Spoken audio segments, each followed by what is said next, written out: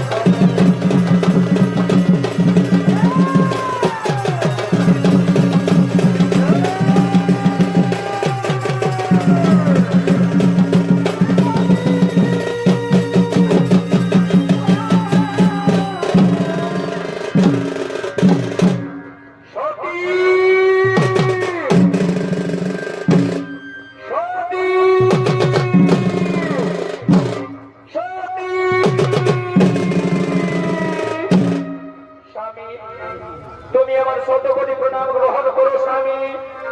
উঠো সতী উঠো, তুমি শুনেছ, তুমি শুনেছ। কেন কেন স্বামী তুমি অমনি ভাবে কথা বলছো কেন গো? কোনদিন তো তুমি এমনি ভাবে আমায় কথা বলোনি স্বামী। আজ কি হয়েছে বলো না। শোনো শোনো সতী, তোমার বাবার বাড়িতে যজ্ঞ হচ্ছে। স্বর্গরাজ্যের সমস্ত দেবতাদেরকে নিমন্ত্রণ করেছে তোমার বাবা। সমস্ত আত্মীয় সমাজ কুটুম্বাদী বন্ধু বান্ধবকে সবাইকে জানিয়েছে। কিন্তু কিন্তু তুমি শুনেছ, তোমাকে আর আমাকে তোমার বাবা নিমন্ত্রণ করেনি। শোনো সতী, তাহলে বিনা নিমন্ত্রণে তোমার বাবার বাড়ি আমরা যাব না। না না স্বামী, আমি যে না গিয়ে থাকতে পারবো না। বাবার বাড়িতে যজ্ঞ হচ্ছে আর তুমি আমায় বাধা দিচ্ছ স্বামী। আমাকে যেতে দাও। না, অসম্ভব অসম্ভব সতী, তুমি আমার স্ত্রী, তুমি আমার জীবন সঙ্গিনী, তুমি আমার অর্ধাঙ্গিনী। আমার কথা অমান্য করে তুমি এক মুহূর্ত যেতে পারবে না। তোমার বাবা দক্ষ মহারাজ তাই বলে আমাদেরকে নিমন্ত্রণ করেনি। নিশ্চয়ই অমঙ্গল হবে আমাদেরকে নিমন্ত্রণ করবে না। না স্বামী, তুমি আমায় কথা বলে অপমান দিও না স্বামী গো। আমার বাবার বাড়িতে যজ্ঞ হচ্ছে, আমি না গিয়ে থাকতে পারবো না। তুমি আমায় শুধু আদেশটুকু দাও স্বামী, আমাকে যেতে দাও। ঠিক আছে ঠিক আছে সতী, ঠিক আছে, আর আমি তোমাকে বাধা দেব না। কিন্তু দেখো দেখো যেন গিয়ে সেখানে কোনো অমঙ্গল না হয়। না না স্বামী, কোনো অমঙ্গল হবে না। তুমি আমাকে শুধু আদেশ দাও, আমি যাই, আমি যাই স্বামী, আমি যাই স্বামী, আমি যাই।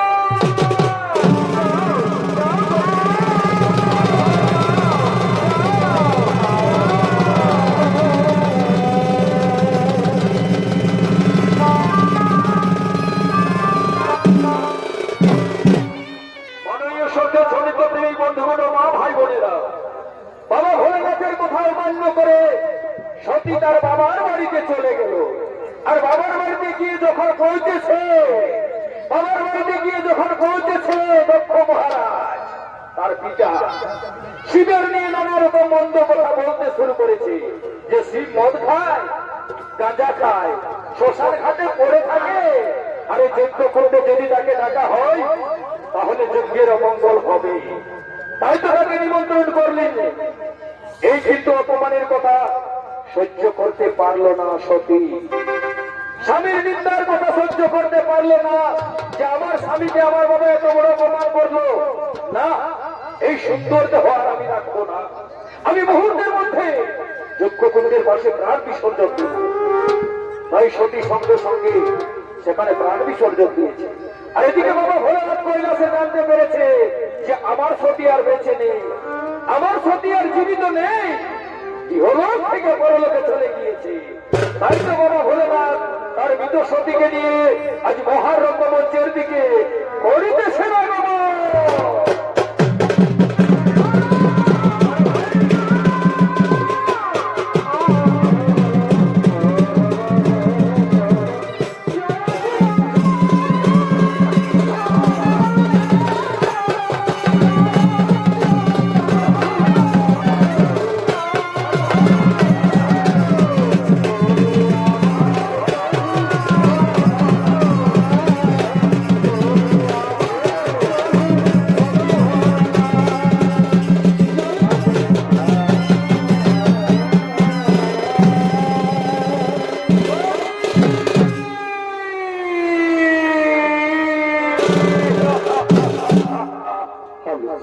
কি করলো সতী, তুমি কি করেছ?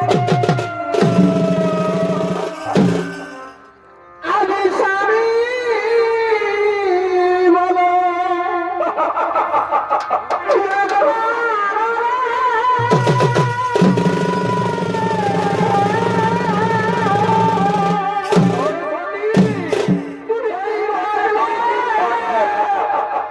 প্রাণের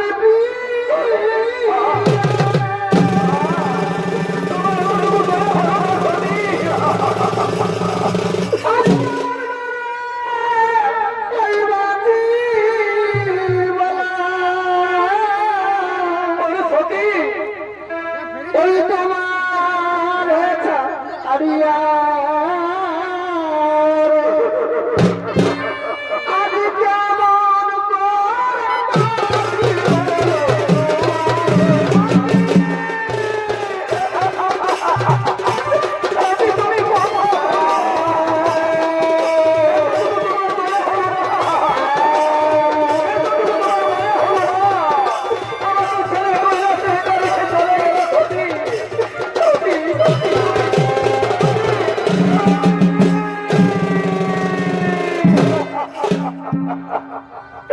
কি করলে, কি করলে সতী? তুমি আমাকে কে স্বামী বলে রাখবে?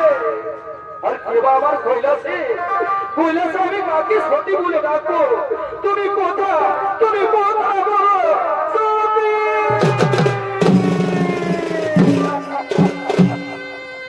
ওই আমি সতীর বিহানে সতী তুমি কি করলে সতী আমায়? আজি বাঁচিব কেমনে তোমার বিরহে যে আমি থাকতে পারবো না সতী রে। এই বলো না তোমরা সকল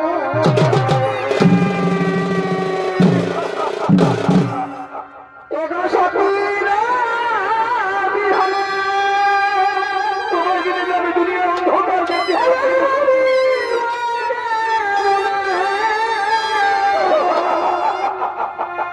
এই বলো আমি কতই অপরাধ করেছিলাম রে সতী।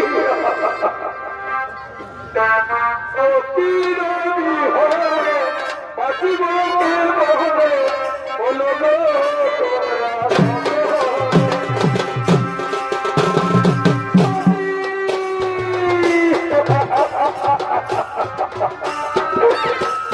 তোমায় বিনে আমি মরে যাবো সতী। কৈলাস আমার অন্ধকার হয়ে গেল। আমি কৈলাসের তুমি কেমন করে থাকবো রে সতী? সতী, সতী, সতী তুমি, তুমি এ কি করে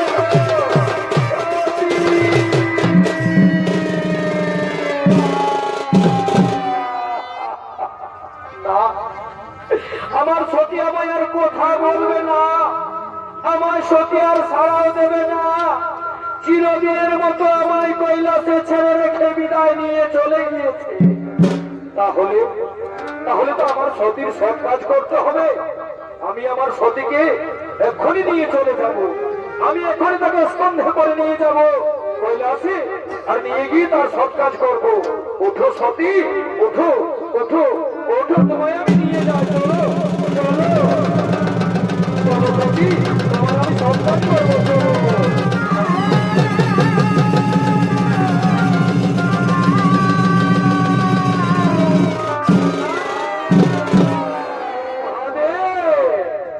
এই তুমি তোমার সতীকে নিয়ে যেতে পারবে না? কে কে আমার পথের বাধা হয়ে দাঁড়ালো? এ কি সেই কুটযাত্রী ধূত নারায়ণ? তুমি পথ ছেড়ে দাও, আমার সতী আজ বেঁচে নেই, আমার সতী হলো থেকে পরলোকে চলে গিয়েছে। আমার সতীকে আমি কৈলাসে নিয়ে গিয়ে আমার সতীর সৎ কাজ করবো। না মহাদেব, তুমি তোমার সতীকে নিয়ে যেতে পারবে না। এই আমার হাতের সুদর্শন চক্র, এই আমার হাতের সুদর্শন চক্র, এই চক্র দিয়া আমি মাতৃ অঙ্গ করিব ছেদন, আর ফেলিব ধরণীর বুকে। মাতৃ অঙ্গ করিবে যেথায়, মহাতীর্থ হবে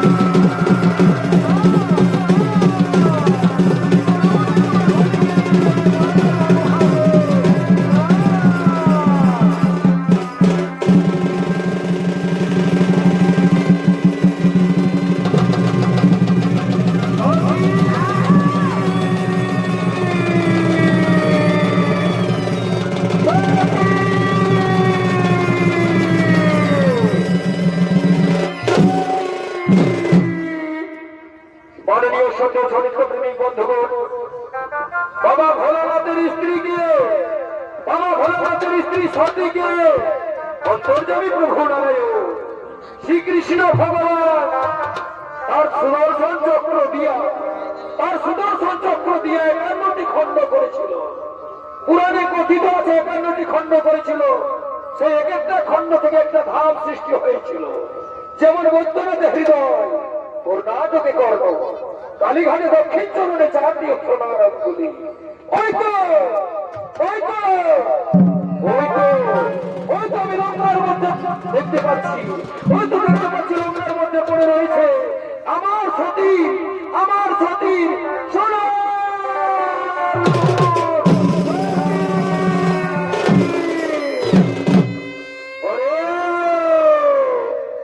ওরে কুটচক্রী ধূত নারায়ণ, তুমি কেমন করে বৈকুণ্ঠ ধামে করিবে বিচরণ? তুমি কেমন করে বৈকুণ্ঠ ধামে করিবে বিচরণ? আমার এই যে মাথার জোটা, এই মাথার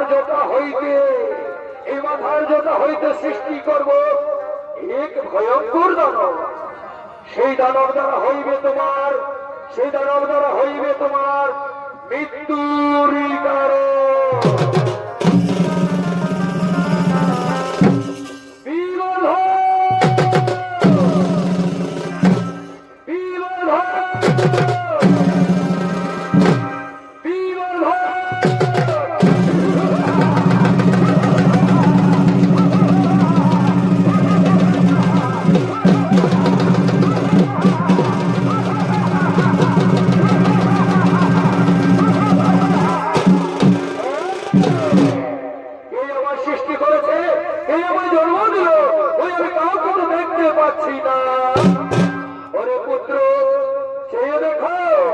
সম্মুখে আমি তোমার একই প্রভু, শত কোটি প্রণাম গ্রহণ করুন। আয়ুষ্মান হব, উঠে যাও বৎস, উঠে যাও। শোনো রে বৎস, আমি তোমায় জন্ম দিয়েছি।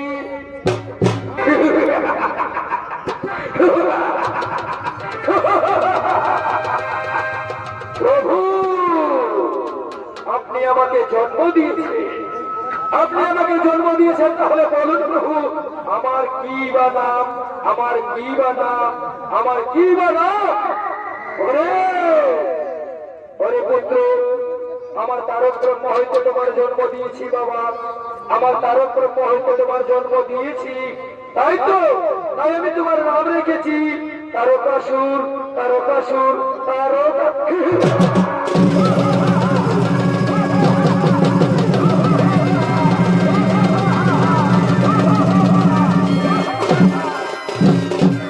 হাসালে প্রভু, তারকাসুর যদি আমার নাম হইয়া থাকে, তারকাসুর যদি আমার নাম হইয়া থাকে, তাহলে তাহলে বলুন প্রভু, আমার রাজ্য কোথায়? ওরে পুত্র, ওরে পুত্র, শোন বাবা, তোমার রাজ্য হলো, তোমার রাজ্য হলো এই ত্রিভুবন, ত্রিভুবন,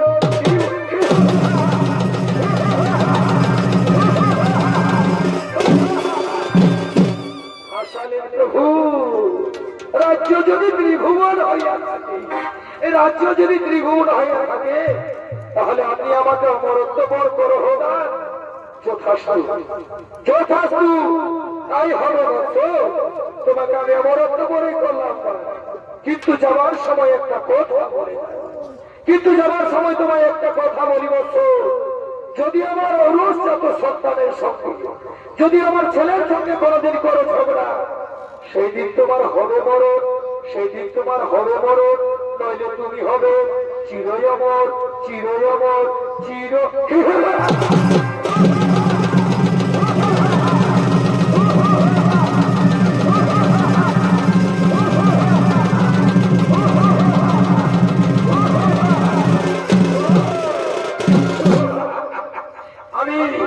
আমি বাবা ভোলানাথের কাছ হইতে পেয়ে গেছি চিরই অমর তোমার। তাহলে এখন আমি চলে যাই স্বর্গপুরের দিকে।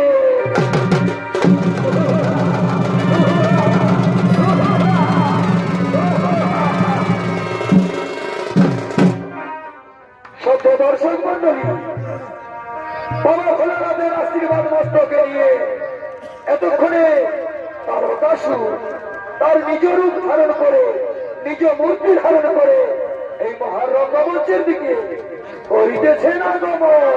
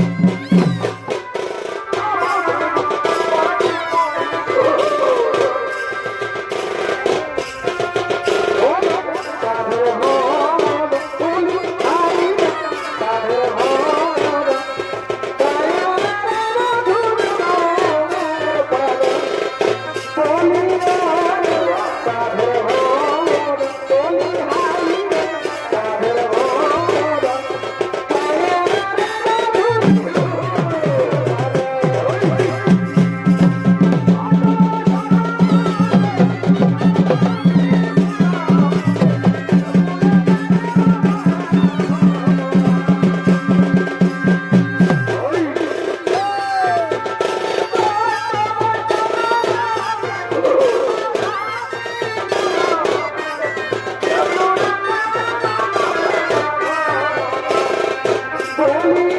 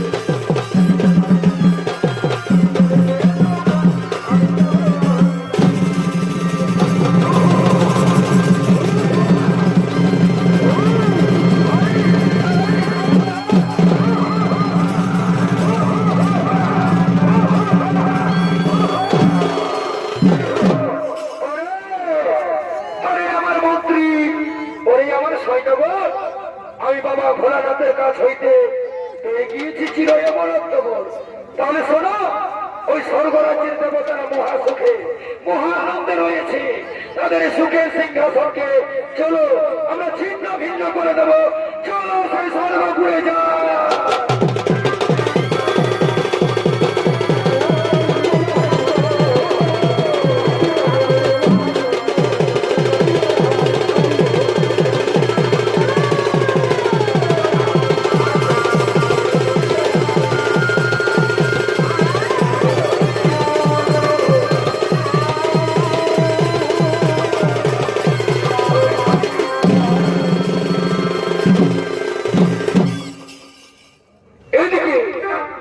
স্বর্গরাজ্যের দেবতারা অসুর সম্রাট তারকাসুরের অত্যাচারে স্বর্গপুরে না থাকতে পেরে এতক্ষণে তারা মহারাম মঞ্চের দিকে করিতেছেন আগমন।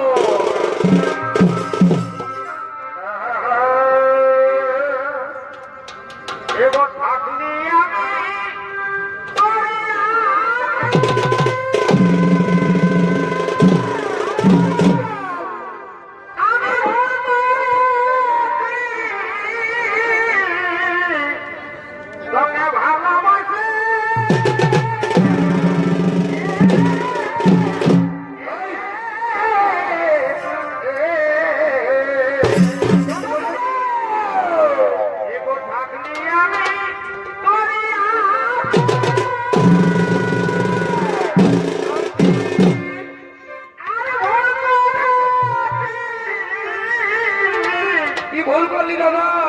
ও তোকে ভালোবাসে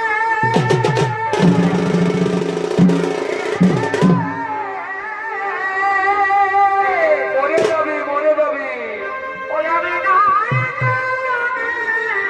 শেষে জ্বালা করব ও জ্বালা গো দিবে কে, দিবে কে? আজ কি কারণে আমাকে গেল কোঠে কোঠে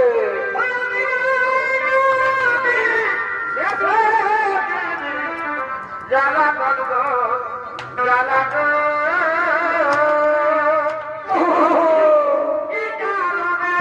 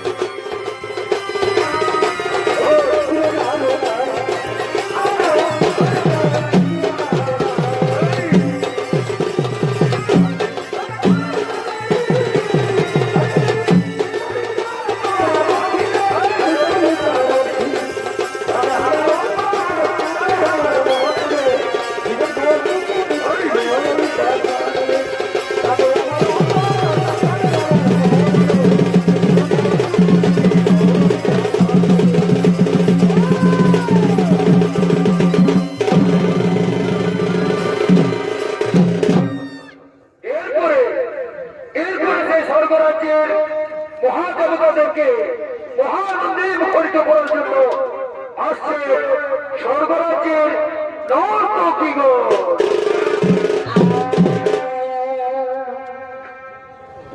এই মন ভালো নাই মাগো এই কপাল ভালো না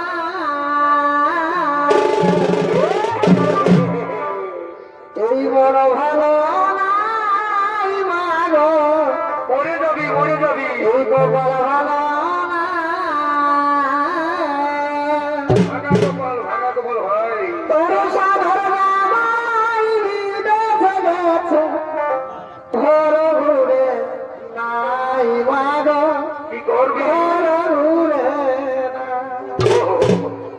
তোর সাধারণ আমায় বিদেশে গেছে ঘর ঘুরে নাই মাগো ঘর ঘুরে না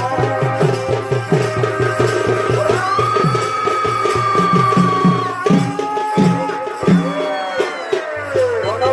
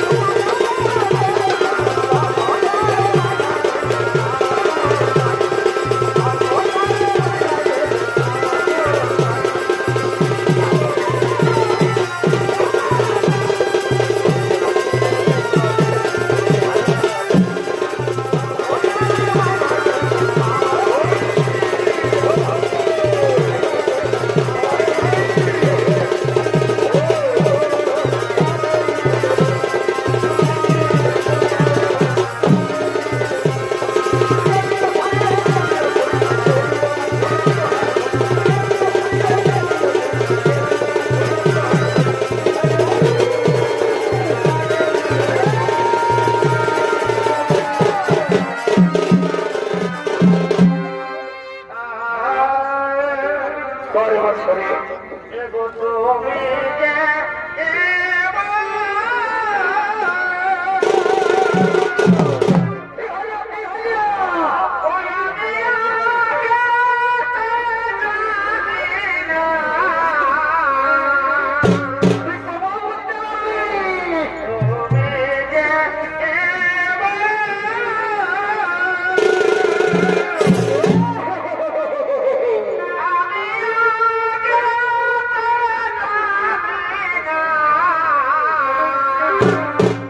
আর কি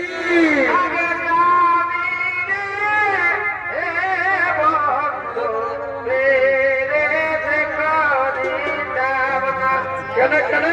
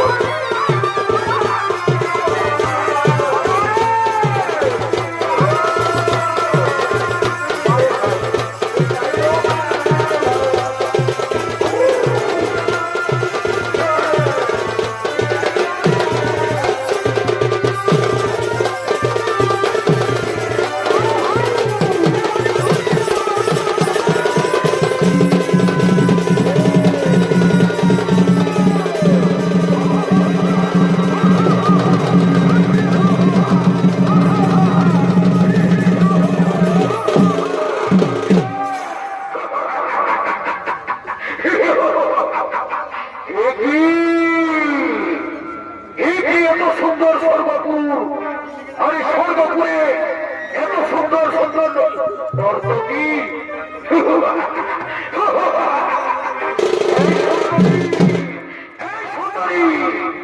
তোমাদের এই নৃত্যগীতে আমার মনকে মুখরিত করে তুলেছে